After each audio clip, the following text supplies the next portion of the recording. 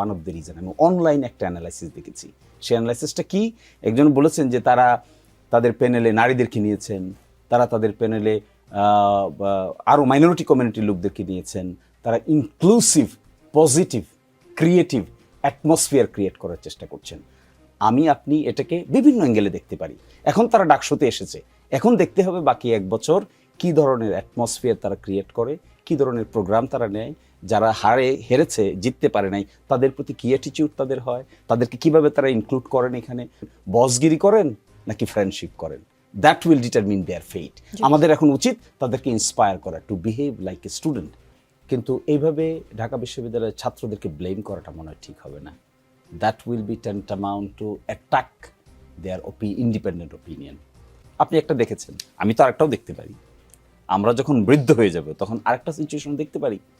এটাই তো dynamism, create হবে, চেঞ্জ হবে, আসবে যাবে।